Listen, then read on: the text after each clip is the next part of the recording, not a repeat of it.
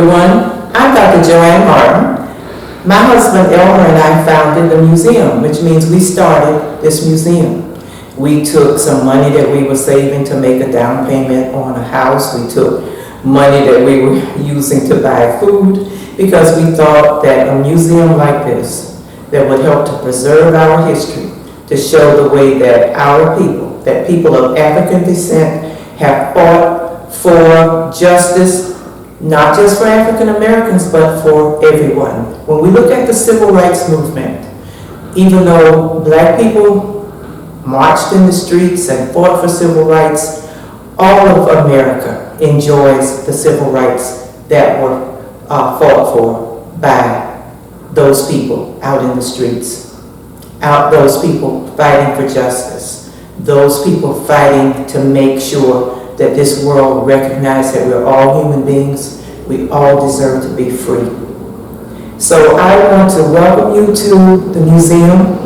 My husband Elmer is no longer living. He died in 2001, but this museum meant so much to him because our young people in particular meant so much to him. He would want you to learn. He would want you to remember.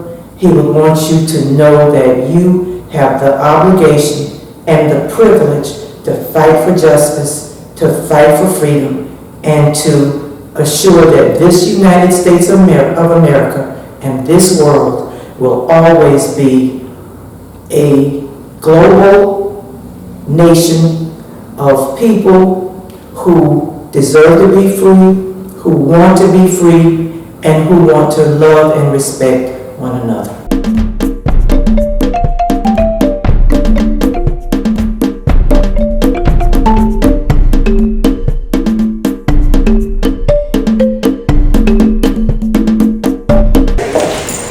Hi. How are you? I'm good. How are you? Nice to see you.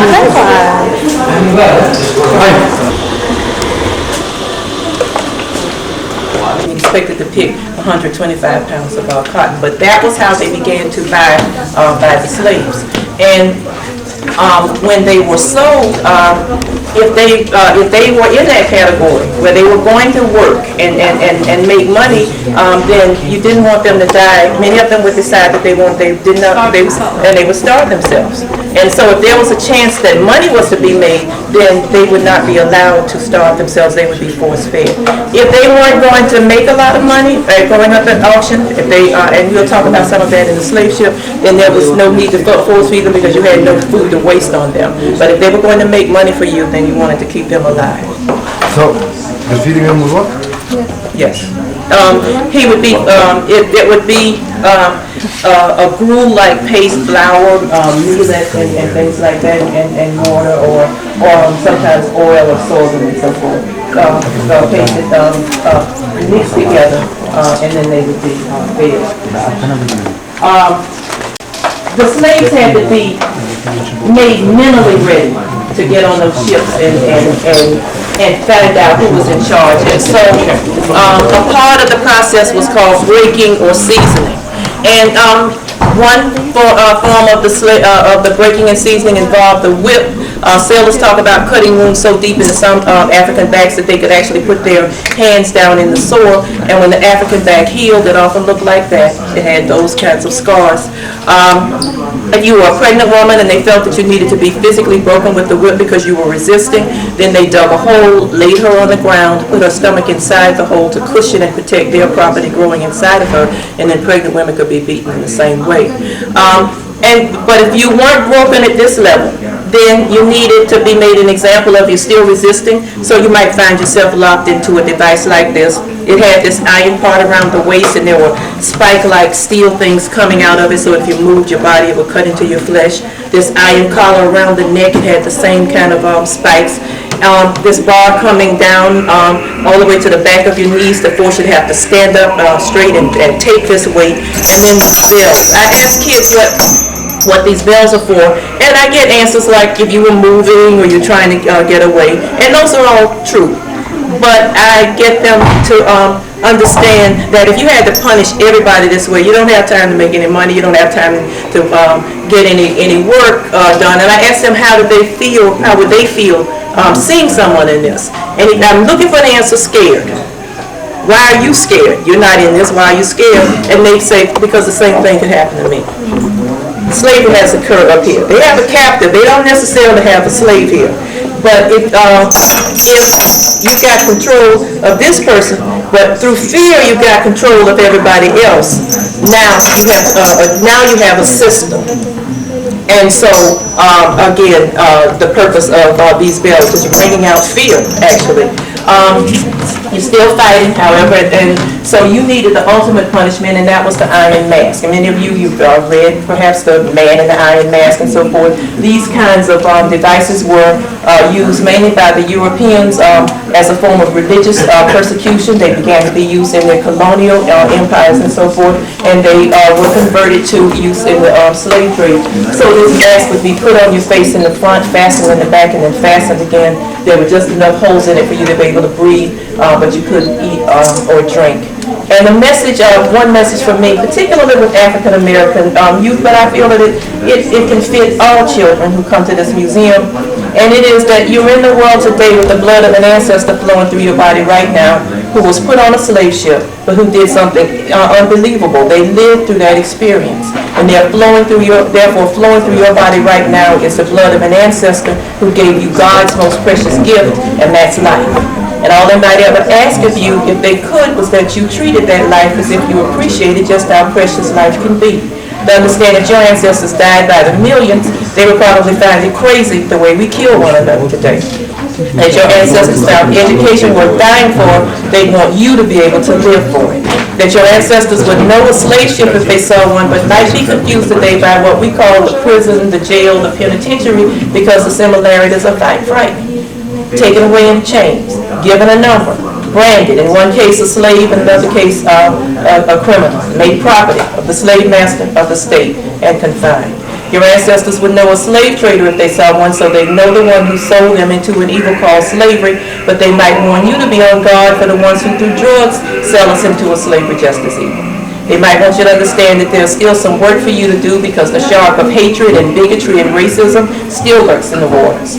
And they might need you to know that even something that seems so minor as being able to go into a Burger King to have it your own way did not come without sacrifice. Some of your ancestors had to die so that you could get that right. And so, again, very much a museum with a message because we've got something to do. Along with being a museum and being a history resource, we've got children to save. So we're going to go into the slave ship. And I won't preach anymore. My last preaching. He does. Watch your head.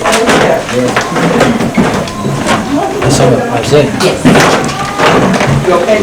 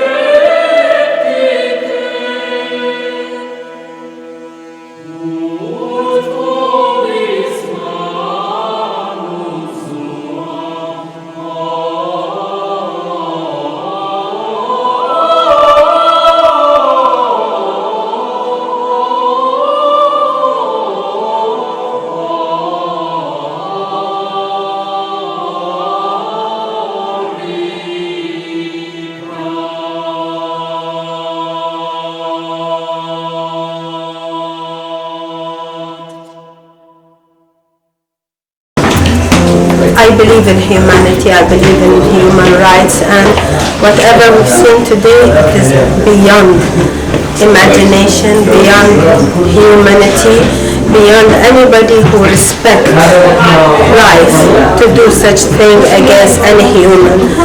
We are protecting animals, and the way I've seen it now is less than even treating animals. I hope this finishes in life.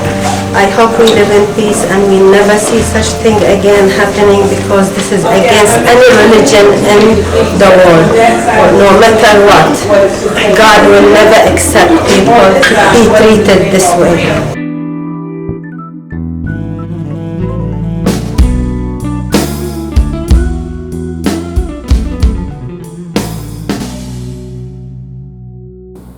Rosa Parks. On December 1st, 1955, Rosa Parks boarded a bus in Montgomery, Alabama.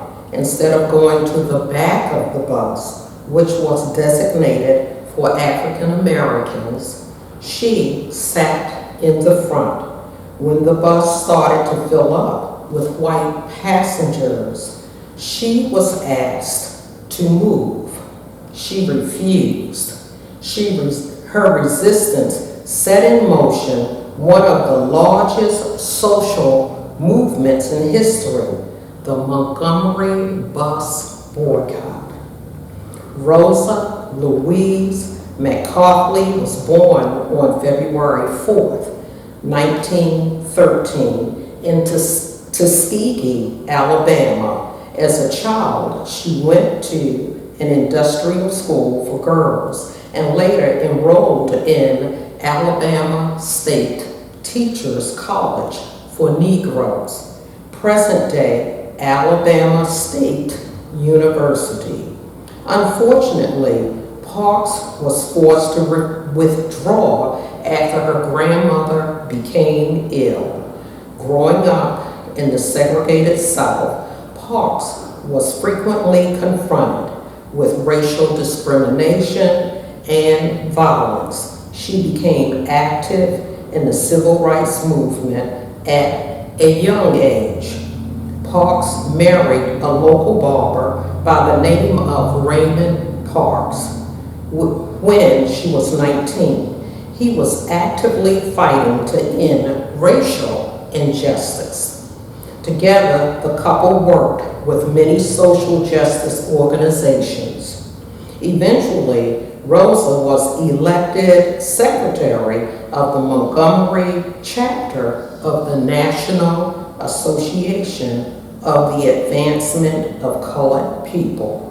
Today, we simply say NAACP.